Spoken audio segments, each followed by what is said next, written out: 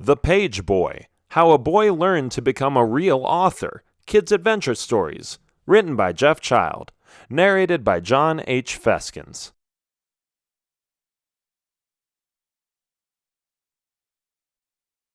Introduction. Nathan has a strange habit. He likes to read books, but every time he is halfway through a book, he gets tired and falls asleep. His imagination fills his dreams with all kinds of random images and scenarios. Furthermore, Nathan likes to make up stories. He loves to write, and he wants to become an author, a great one, a best-selling, famous one. His habit of falling asleep, however, prevents him from finishing books every once in a while. But this week, the dreams he has aren't as random as the ones he had before. This time, there may be a connection between his dreams and his desire to become a successful writer. Find out more about Nathan's dreams and the inspiration he receives from his odd way of handling books.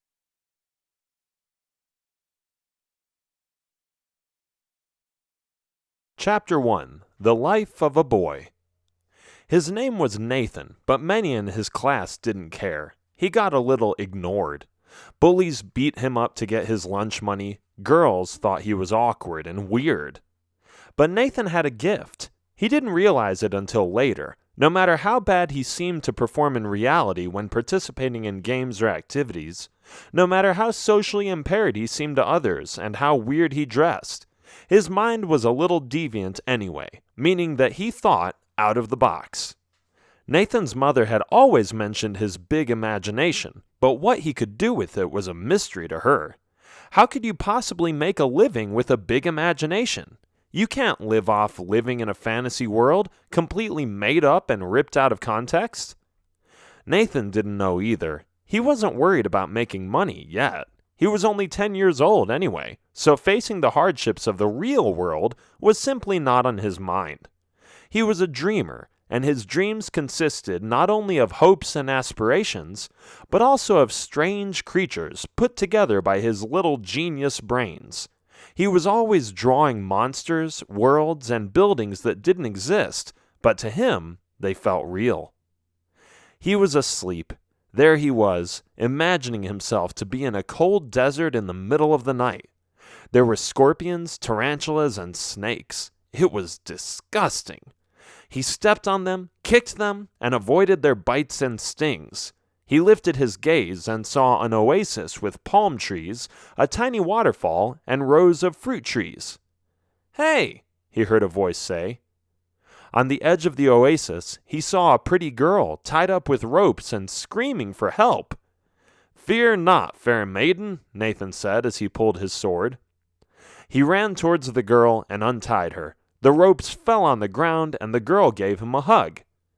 "Oh, thank you, sir. You are such a hero. What is your name?" "Nathan. My name is Nathan," he said proudly. "Nathan?" the girl said. "Yes, Nathan." "Nathan?" the girl asked again. "Yes, Nathan. How many times do I have to say it?" "Nathan," the girl said again. "Nathan!" Nathan woke up. He was in class. He opened his eyes and noticed he had fallen asleep on a school book. "Nathan," the teacher said again as she leaned over his desk. "Nathan, wake up. Nathan!" It was just a dream, and the words he heard were echoing in his dream by the girl he had rescued. He came to his senses and answered the teacher. The rest of the kids in class were staring at him. Some of them were laughing, some of them looked at him with big eyes. Girls were giggling, and one of the bullies in his class made a mean face and a sign with his hand by his throat that indicated he would beat Nathan up after class. Not a pleasant environment to wake up in, Nathan thought. "Can you please get back to your schoolwork, or should I send you to the principal's office?" the teacher asked. "No, sir. Madam, I apologize. I'll get back to work," Nathan stammered. Everybody laughed. It could have been worse, he thought, but it was pretty embarrassing, to say the least. "Hey, dweeb," one of the bullies said after class. "Can't you see the difference between a man and a woman?" "Leave me alone," Nathan said. "Why are you guys always picking on me?" "Because you're a little loser," the other one said. There were 3 of them. They were all blocking his way out of the building. "Get out of here, or I'm going to call the Oh, there she is! Teacher!" They all turned around, but Nathan was just bluffing. There was no teacher. He just wanted to distract the bullies so he could run away, and that's exactly what he did. As soon as their heads were turned the other way, Nathan exited the building and ran towards his house. He sprinted as fast as his legs could carry him and tried not to lose his school bag in the process.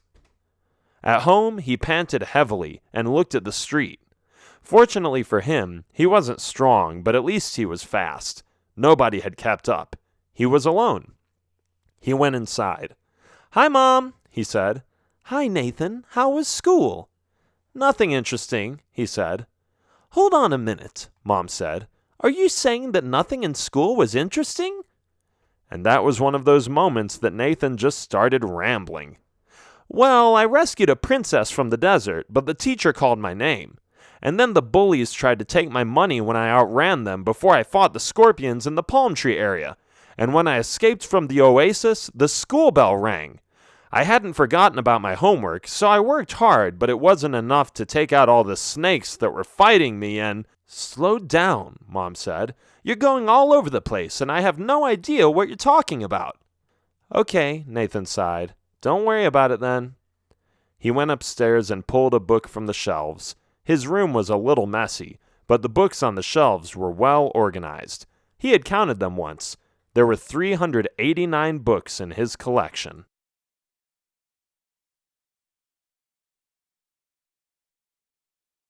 Chapter 2. Book of Letters.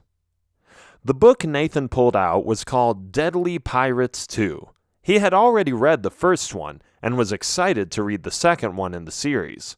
He admitted that he was a little jealous of the writer of the books. Apparently, millions of copies had already been sold since its publication date, and the author had become quite wealthy. "Someday," he said, "someday it will be my name on that front cover. I'll be famous, and I'll do interviews." Oh well, back to the pirates. He started reading.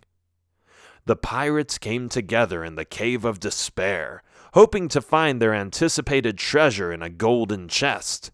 The map had led them there. It was as valuable as all the treasures in the ocean combined. But their hopes were in vain. They saw an empty chest. The chest was covered in gold, but there was nothing in it. The captain roared in anger, commanding the crew to look everywhere, and so they did, obeying the captain. Nathan fell asleep. He always became tired when he read books. It was like the words were swimming in front of his eyes. The letters started forming strange combinations that didn't exist. Words like captain became lenpact or painact. Words like roared became red or dare. His brain went all over the place. But then a letter jumped in front of him. It was the letter S. "Shh," it said. "You can talk?" Nathan asked. "Of course, but please whisper. I am going to make him jump. It will be funny." "Who? Who's going to jump?" "Shh." Nathan followed him to the other room where he saw a book. The book was snoring. Weird. Nathan didn't even know books could sleep. He watched the letter S sneak up on the book and prepare to scare him. But suddenly, another letter appeared, the letter B. "Boo!" the letter B yelled. "Wah!" the book said as it fell off the shelf. Nathan was pleasantly surprised by all these strange little creatures. He had never talked to a letter or a living book before. "How come you guys can talk?" he asked. "We've always been able to talk, silly," the book explained. "Let me introduce myself. I am the Book of Letters." Nathan raised his eyebrows. "That doesn't make any sense," he said. "There are letters in every book." "Oh yeah? Then what about picture books, photo albums, or empty journals?" the book said. Nathan thought for a second. The book was right. There were books without letters. Then he asked, "So what makes the letters in your book so special?" "My letters are more beautiful," he said. "Just go ahead and read." "Open up then," Nathan said. "Oh yes, the book said. "Here you go." The book opened one of its pages. "Wow," Nathan said. "What kinds of letters are those?" "They are simply the letters A, B, and C, but they are decorated," the book explained. "It's called calligraphy." "But why make it so complicated?" Nathan asked. "Because it makes you appreciate the letter more," the book answered. "Letters aren't valued as much as before because there are so many of them now. But a few hundred years ago, there was no printing press. Every letter had to be handwritten and carefully put on paper with pen and ink. Anyway, if you use your imagination a little, you can even find shapes in them. If you do, you'll appreciate the ornaments more. Giving letters a purpose by putting them in the correct order is essential if you want to become a great writer." "Really? Okay, let me try to find shapes in them." Nathan looked hard. He stared at the letters and did everything he could to see figures in them. "Okay, I got it," he said after a while. "In the letter A, it looks like there is a sword in the middle of it. In the letter B, there are waves, and the letter C has some kind of plant." "Very good, Nathan," the book said. "Now let's see if you can attach these elements to a real story." Poof! Before Nathan could say another word, he was standing on a ship. The waves were boisterous and dangerous. There was a storm. The captain of the ship was yelling all kinds of orders, and Nathan watched as the men were running up and down to keep the ship steady. Suddenly, a giant monster appeared. It looked like a plant with tentacles, a vile creature from the deep ready to devour the ship. Its tentacles were twice as high as the biggest sail on the ship, and the sharp edges of the monster's end were cutting through the wooden masts. After a few men went overboard, the monster looked at Nathan. At least it appeared to be so. Nathan wasn't sure if the monstrous plant could look, since it had no eyes. But it was clear to him that it had sensed Nathan's presence.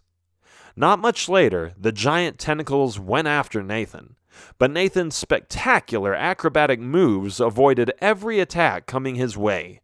He jumped over a tentacle, ducked when another one whooshed over his head, and walked up to a mast to jump on one of the leaves of the carnivorous plant. Everyone knew that one boy was no match for such a deadly threat, but Nathan was determined to end it. He pulled the sword from its sheath and held it in front of him. From the leaf, he slid down to what seemed to be the center of the plant and stabbed it. The monstrous green thing screamed in pain. A few more tentacles swept several men away from the deck, but its energy was gone. It had been slain. It was sinking and had released the ship from its grip. The men who were left standing cheered and carried Nathan on their shoulders, thanking him for his courageous act and proposing that he would be promoted. It was a wonderful feeling. Nathan woke up. He realized that he had been in a dream, but the dream was in a dream too. It was complicated. One thing was for sure, he appreciated letters more. He told himself he would never mess up the order of letters again, and create consistent words.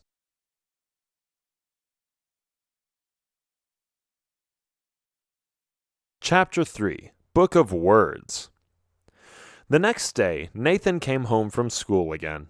This time, the bullies didn't even see him vanish. He found a sneaky back route out of the school building and had escaped their evil clutches. At home, he decided to read something else.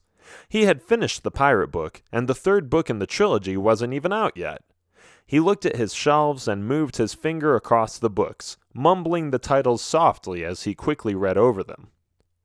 He read the title of a lugubrious-looking book, Skeletons of the Deep.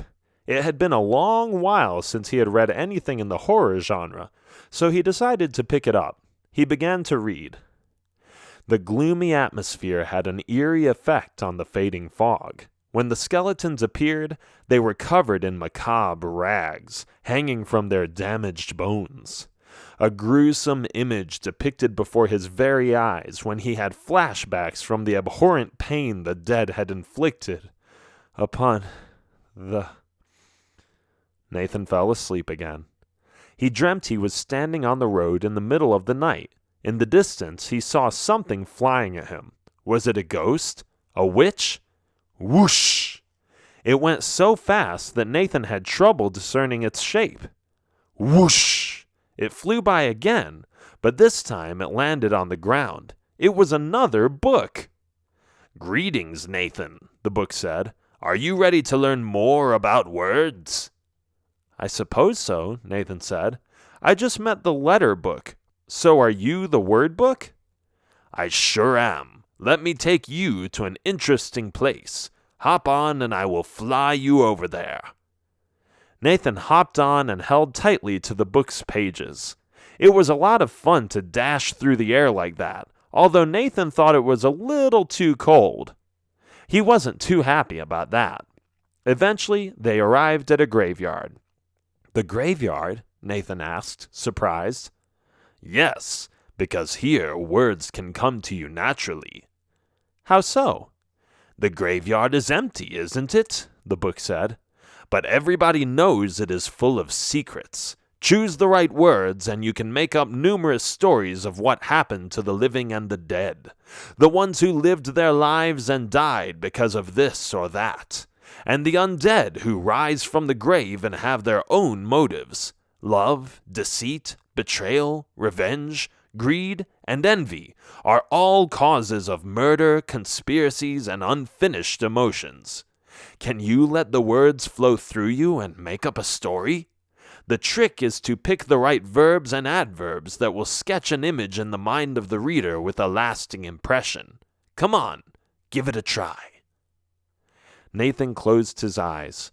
He tried to feel the wind and see the howling spirits that were haunting this dreadful place. Inspired by the book of words, he could see all the stories hidden and buried beneath the ground. Nathan opens his eyes. He feels the wind and sees the howling spirits haunting this dreadful place, entering the graves and awakening the dead. "Zombies!" he yells. Hordes of zombies rose from the graves as they threw dirt in the air and made a growling sound. "We've got to do something," Nathan said to the book.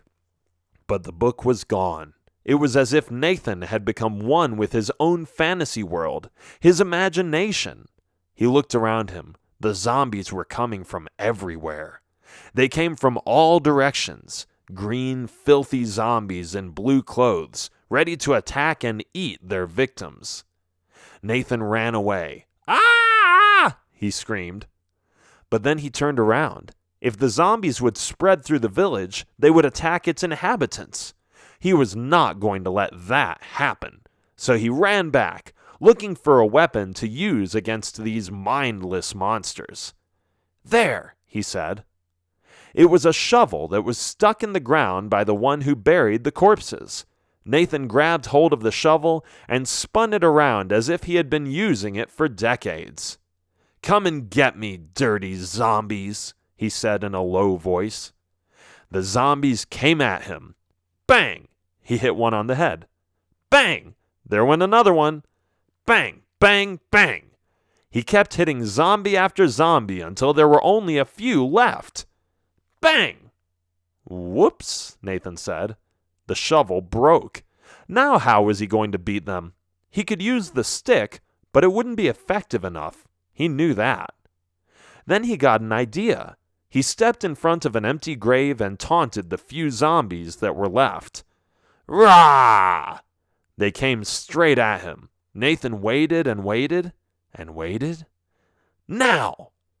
He quickly stepped aside and the zombies fell in the grave.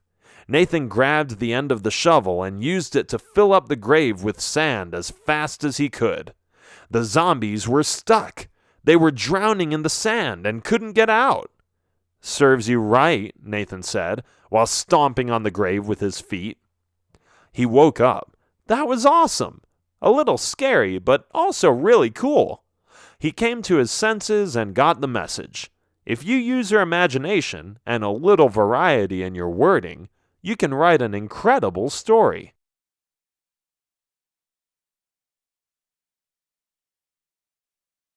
Chapter 4, Book of Pictures. School was boring the next day. For some reason, Nathan just couldn't stay focused. The teacher's words went in one ear and out the other. He couldn't even recall what was being taught. Useless facts about some king in a distant country, or a math problem he was certain he would never use in his life. When he was home, he was eager to read another book. It was almost predictable that he would fall asleep again, but it was okay, because those were exactly the moments that he felt like he got new insights and new ideas for stories. He looked at the books on the shelves. "Nathan!" his mother yelled from downstairs. "Please come do the dishes. I told you it was your turn." "But Mom, I was just going to read." "You'll have to do it afterwards then. Come do the dishes first." "Okay." Nathan went downstairs and helped his mother out. After a half hour, they were done, and Nathan was allowed to go upstairs again. He looked for another book. Hey, that one looked interesting. Moral Mayhem. What would this one be about? Nathan had bought a lot of these books at a discount, but never got time to read all of them. He was such a bookworm that he found deals for cheap books everywhere, but couldn't find the time to read them. Some of the books were hundreds of pages, so it always took a day or two to go through them. Saying that, he was a pretty fast reader, though. He took the book off the shelf and opened it up. After looking at the title page for a few seconds, he began reading the first chapter. Emily had a hard decision to make. Every decision would lead to something bad. It was a dilemma. Desperately and fatigued, she cried out to the heavens and asked for guidance. None came. But she couldn't let both of those women die. They had both been good to her, and none of them deserved that fate. However, she was running out of time. If she didn't decide fast, she would lose the one or the... And Nathan was out. He even snored a little as his head dropped on this new book he had never picked up before. He found himself in the middle of his hometown. After all the previous dreams, it was as if he knew what was coming. Another book, another lesson, and another adventure awaited him. He looked upwards. Hey, what the... A book fell out of the sky on his head. Ouch, Nathan said. Couldn't you have come in a different way? Nathan asked. The book didn't say anything. Come on, I know you can talk. Say something. The book didn't respond. Instead, it took out a brush from behind its back and began to paint in the air. It was like magic. There was no canvas, no paper. It was as if there was an invisible surface the brush's paint would stick to. The book painted and painted, and a beautiful image appeared in front of Nathan. It was like a comic, but without words. You must be the book of pictures, Nathan assumed. The book painted a smiley. Nathan figured that probably meant yes. Again, the book painted in the air. Beautiful colors contrasted gray areas, swirly backgrounds, and static perspectives. Nathan had never seen such a talented painter in his life. The book was amazing at what it was doing. After some time, it was using pencils, aquarelle, oil paint, and even airbrushing effects. The book painted green hills, colorful rainbows, elaborate landscapes, and breathtaking sunsets. They were perfect. But then something interesting happened. The book handed the main brush to Nathan and made a gesture that he should start painting as well. Nathan looked a little embarrassed at first. He didn't consider himself to be an artist. But when he looked at the brush and then at the book, he understood that the book was trying to tell him that as a writer, you should paint an image for the reader to imagine. Nathan looked at all the details the book had added and learned the true meaning of creating a world out of one's imagination. He took the challenge and began his painting. Amazed at the fact that the paint stuck in the air as if to an invisible canvas, he became more excited and created the image of a little monster. The monster looked creepy and green, but it was smaller than one of those exploding green monsters he had heard about. Suddenly, the little monster stepped out of the painting. Hey, how did you become alive? Nathan asked. Soon after that, to his disappointment, he found out that the little creature was a mischievous little bugger, trying to cause chaos wherever it went. The little green monster laughed with a voice like a shriek. It kicked over the bucket of paint and slammed the poor book to the ground. Then it ran up against Nathan's body and started stomping on his head. "Stop that!" Nathan yelled. It jumped off and ran into town. "Hey, come back!" The little creature said as it ran away. "I have to follow this thing," Nathan said. "Something is telling me he will cause a lot of trouble." The book seemed to agree. Nathan ran after the creature. It was terrible. The little stinker knocked over people's food stands, went inside buildings and made things explode, spat water from the fountain at the most prominent citizens in town, and raced through buildings, causing them to collapse within seconds. This little monster was more powerful than he thought it would be. "Heh," the green little thing said again. "Get over here," Nathan yelled. "You want me?" the tiny beast asked suddenly, stopping his messy behavior and grabbing a hammer in the corner. "Wait, I didn't know you could talk too," Nathan said. "Who cares? You want me, right? I'll make you a deal. I will stop destroying things if you take this hammer and bash this wall." Nathan looked at the hammer. Where did this naughty creature come up with such a deceitful plan? It seemed so simple. The green monster was faster, so it sounded like a good deal if it would keep its promise. But then Nathan looked at the wall. It was the princess's courtroom wall, the hideaway for summer vacation. Nathan knew that the princess would come here every year to spend the few best months of the year. The palace looked precious and expensive. It looked like one of those multi-million-dollar places that had been cherished by many and filled with pleasant memories. Nathan had even met her a few times, and had to admit that he had a little crush on her. They had played in the garden twice, and Nathan was hoping for her to come back soon. "No way," Nathan said. "That's the princess's summer home. I can't just do that. First of all, I'll be arrested. And secondly, the princess has always been good to us. She doesn't deserve to have her summer home destroyed. This place costs a fortune. It will take so much money and labor to build it back up again. Look at all the details and patterns. People have spent years to build this place." "Then I will continue to destroy things," the creepy monster said. "Wait," Nathan said. "Do you really promise that you'll stop breaking things if I break this one wall?" "Sure, but it has to be that pillar over there, actually." Nathan looked at the pillar the monster was pointing at. It was holding up the rest of the palace, and if it would crumble, the whole palace would fall apart. It just wasn't an option. It was a decision he didn't want to make. "No!" Nathan yelled. He woke up. He was glad he didn't have to make such a tough decision anymore. Breaking the sweet princess's summer palace or allow the little monster to destroy other buildings and monuments around him. When Nathan contemplated his dream for a while, he realized that details make a story more interesting, and that emotion drives the motives of both the main characters as the readers. He learned something new about writing, and his lessons weren't over.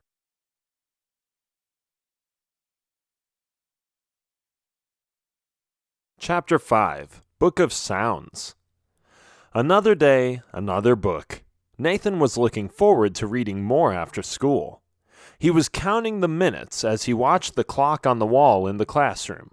The lesson was boring again. He was tired of information and wanted more imagination. The two can and should coexist, but one without the other is just fluff, or so he figured.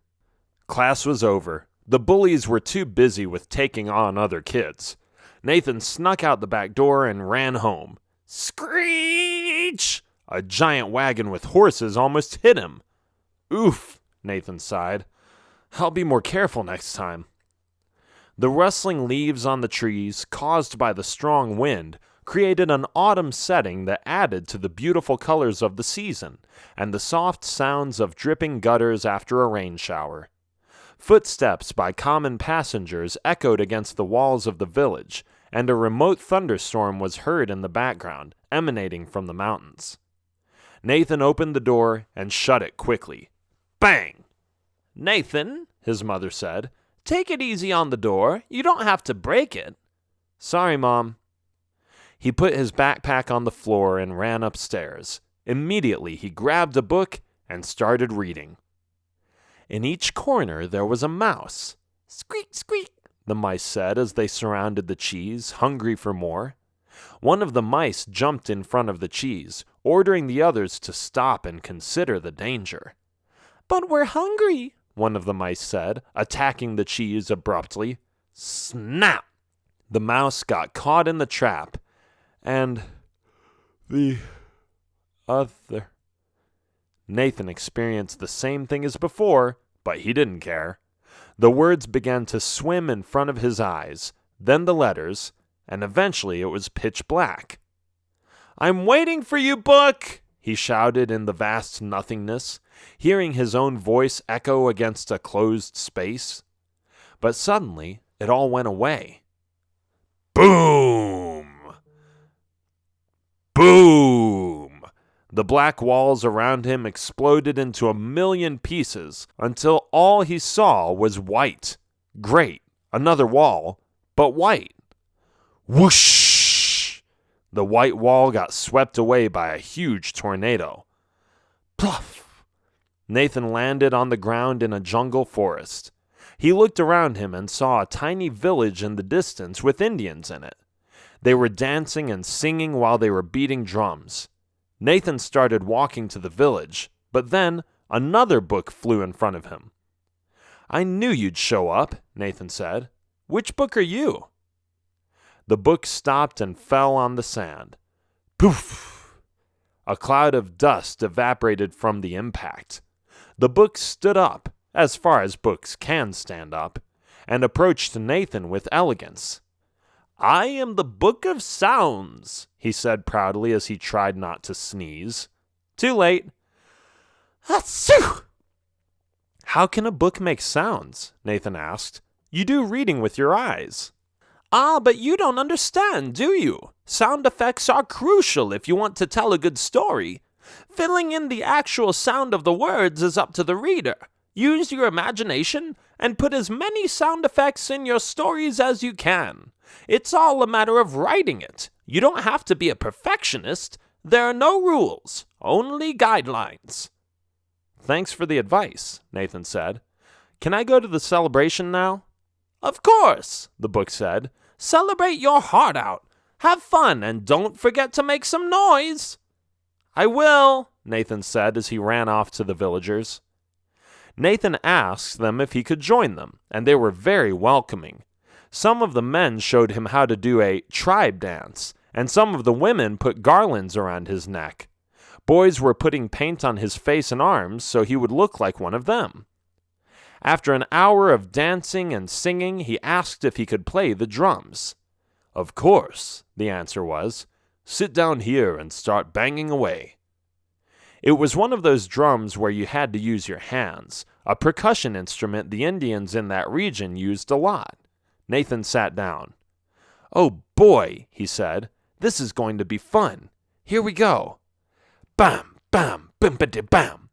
He banged his flat hands on the drums and sang at the top of his voice, but as he kept going, he started to notice that the other Indians were putting their fingers in their ears. The music stopped. People stopped dancing. The only sound left was Nathan's amateurish performance. Bang, bam, boom, boing, beep, beep, beep, bang. Nathan was having a blast. But then it got through to him. He was really bad at this. Nobody liked it. "Let me show you, boy," the Indian next to him said. "You are missing some pieces of information. The trick of drumming like a pro is to have a consistent beat, not just to start banging away." There it was again, that word, information. Nathan had been so focused on imagination that he forgot to apply some helpful logic and knowledge. He didn't know what he was doing, and it sounded terribly. However, he was willing to learn and watched closely while the Indian showed him the ropes. Bing ba bang, bee bee boing, bing ba bang, bee bee boing. It was a constant rhythm, which sounded like a real drummer. It was great. Nathan would have never thought that putting the notes in such an order would stir up so much energy inside of him. See, the Indian said. Now you try. Nathan sat down. He tried to remember how it went. Then he started. Bing ba bang, bee bee boing, bing ba bang, bee bee boing. Awesome, some of the Indians said. You are getting the hang of it. You have talent, man. Keep up that beat and we can continue to dance. One of the girls from the tribe came to Nathan. Hi there. I think you're a really good drummer, she said as her face got a little red. Then she giggled and jumped away, joining the others in their dance. The celebration went on for another half hour, but suddenly the joyful party was interrupted. The Indians were startled by a loud growl. They looked around, making an attempt to find out where the sound was coming from. Then they saw it. A big black panther had entered the village area and was slowly walking towards the people who were celebrating. Ah! The girls and women screamed as they ran inside their tents. Grab the spears, one of the men said. Each male Indian turned into a warrior by getting a weapon and threatening the Black Panther. They made noises to scare it away, hoping that their bravery would prevent anyone from getting hurt. Awa! Awa! One of the men shouted. Ooey! Another one yelled. Nathan stood by and looked for an object to defend himself with. Hey, what's that over there? He walked to a glimmering object, partially lying underneath the side of one of the tents. It was a gong, one of those giant round cymbals they used to bring everyone together for a meal or a meeting. There was a large stick next to it. This may come in handy, Nathan said. He picked up the stick with his right hand and held the gong in his other hand. Boom! The sound was soul-piercing and loud, filling up the air with penetrating waves of noise, causing the Indians and the Black Panther in its immediate environment to shake like pudding. The panther got startled. It was afraid. And when Nathan hit the gong a second and a third time, the beast decided to give up. It ran away and made a sound like a cat being stepped on. That solves that, Nathan said. The warriors looked at him. They were happy and relieved. That was amazing! Good job. Thank you for rescuing us. Suddenly, Nathan woke up. This was a great dream, he concluded. I don't mind having more of those. I can see how all the sounds make a difference in a story. They make it more animated and alive. Thanks for showing me this, Book of Sounds.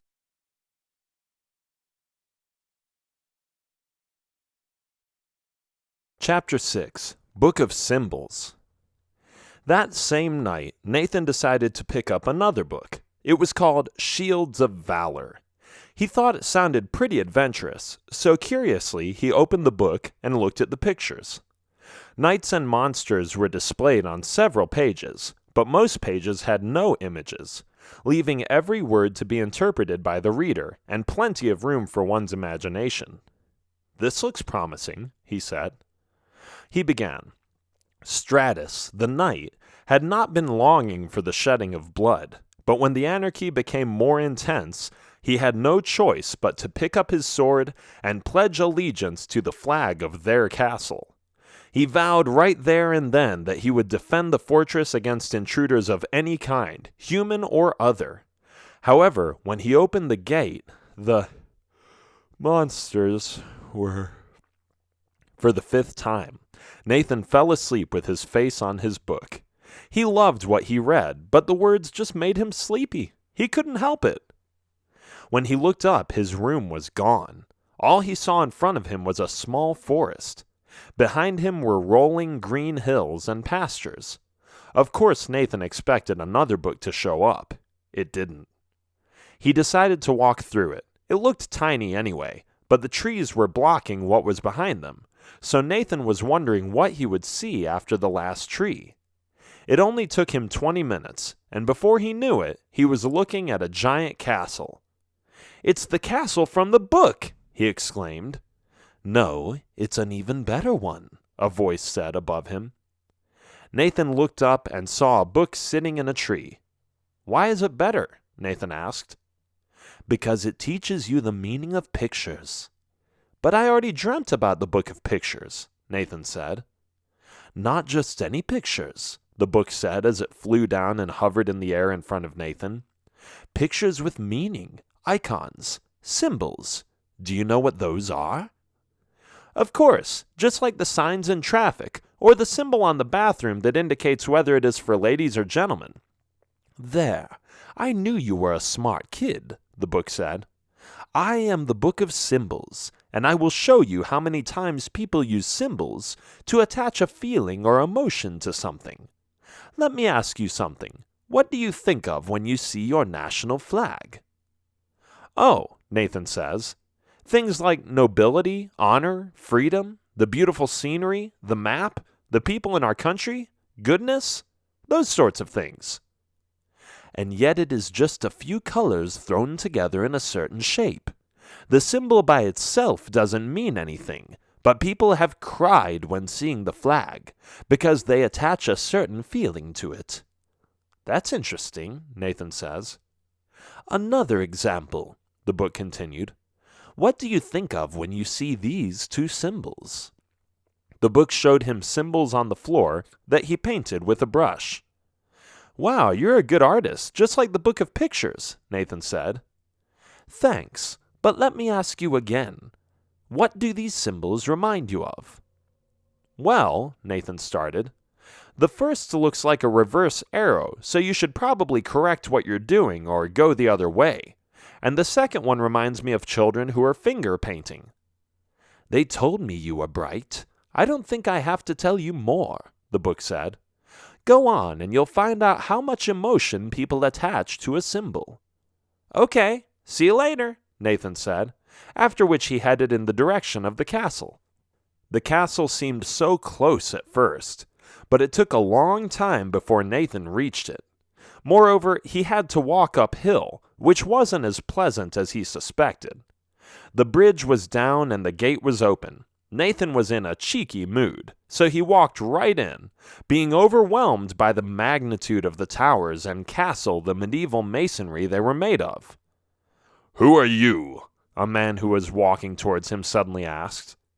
He was wearing thick armor with a giant eagle on his chest. His red sleeves were coming out of his silver breastplate, and his boots were brown. He held a helmet in his hand and a sword in the other. "My name is Nathan." "And what are you doing here in my castle?" the man asked. "If you're not looking to help us, then beat it." "Help you with what?" Nathan asked. The man sighed. "Skeletons have attacked our castle a lot in the past few days. We are expecting another assault any time soon. So if you're not good at sword fighting, I recommend you leave, or you might die. This is not a safe hideout." "I am willing to help defend this castle," Nathan said, with courage in his voice. "Very well. Then go to the armory over there. They will give you what you need. By the way, my name is Marcus." "Thanks," Nathan said. He went to the armory and met a guy with a beard who appeared to have a Scottish accent. "Hi there, lad. I can hook you up with any weapons. Are you looking for a nice giant axe, a war hammer, with spikes my favorite, or perhaps a bow and arrow are your thing?" "How about a sword and shield?" Nathan asked. "Aye, lad. Here you go. This is one of the finest swords I have. And which shield do you want?" Nathan looked at a dozen shields stacked at each other on the floor. They all looked the same to him. "Are they any different?" he asked. "Aye, they have the same symbol, but they are different shapes. Besides, this one is thicker and heavier, but the lighter kind is easier to carry." "I'll take the lighter kind," Nathan decided. "That's a good choice," the man with the red beard said as he handed over the weapons. "Alarm!" a guy yelled as he opened the door. "The skeletons are attacking!" "Well, here is your chance to prove yourself, lad," the man behind the table said. Nathan went outside and saw a few hundred men lined up in front of Marcus. Apparently, he was the commander of these warriors. They were all wearing different pieces of armor, but the symbols on their chests and shields were the same, and they all wore red. Nathan quickly joined the ranks. He looked at the gate. It was closed. Archers were standing on the walls, ready to release their arrows at the approaching enemies. "Men of Galdrath," Marcus started, "you have fought at my side before. We have a duty to our families and our country, and that duty is to preserve their freedom. The eagle on your shields and breastplates stands for exactly that. Do not fear death, for your soul shall be free if you die for this cause. But even if you do, we will make sure, as we did before, that we will once again be victorious. Let freedom prevail." The knights all cheered loudly as they held their weapons in the air. The archers were already shooting at the invading skeletons, who were swimming through the moat by the thousands. They looked scary and ferocious, ready to destroy human life and take over the castle. Some of the attacking skeletons got hit and stayed in the water.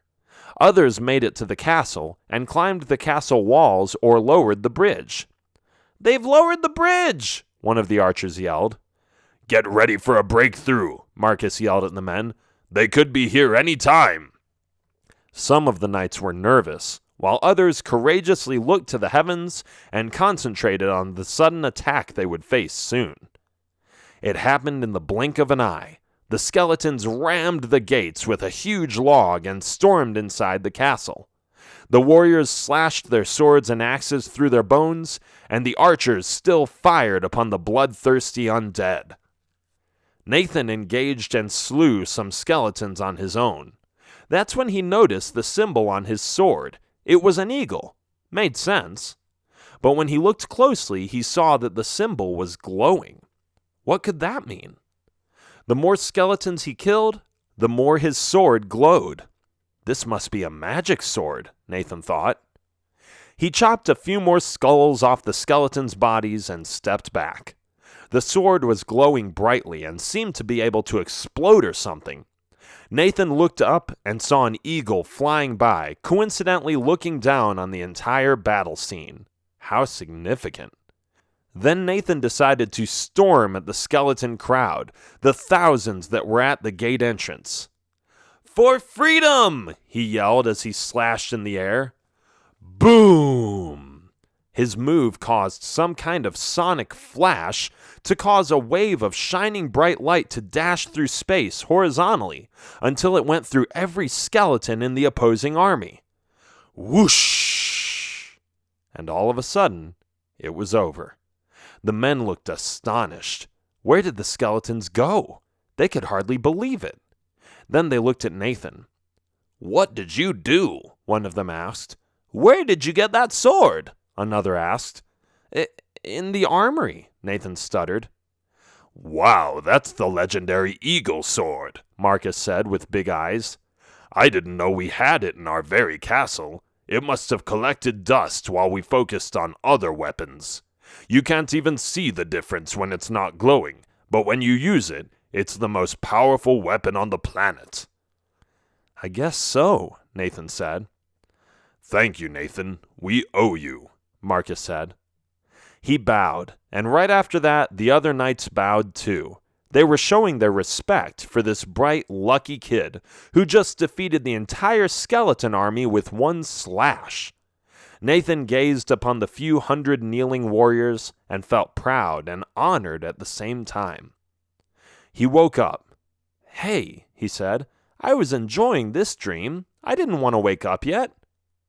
Then he thought about it, the symbolism you can put in an epic story like the one in his dream. It hit him, and he thought he had learned enough by now.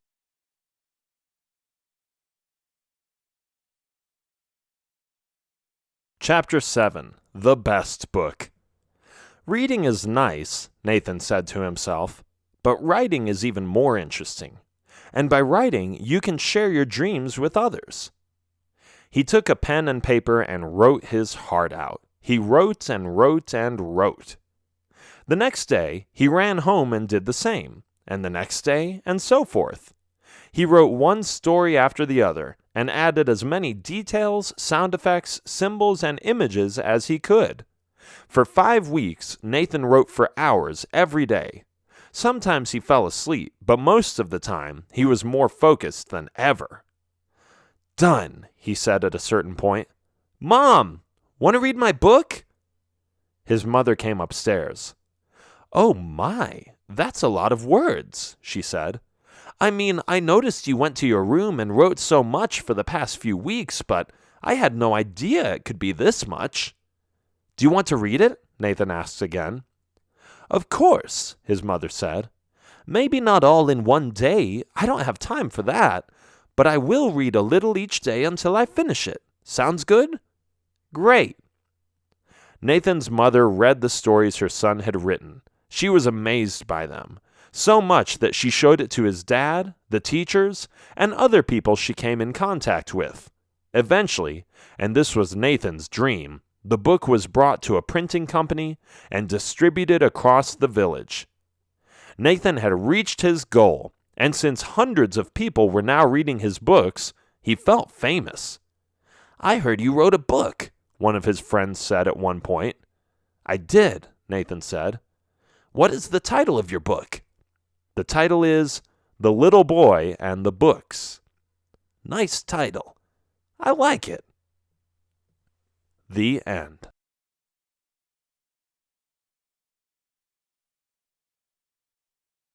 This has been The Page Boy, How a Boy Learned to Become a Real Author, Kids' Adventure Stories. Written by Jeff Child. Narrated by John H. Feskins. Copyright 2017 by Jeff Child. Production copyright 2017 by Jeff Child.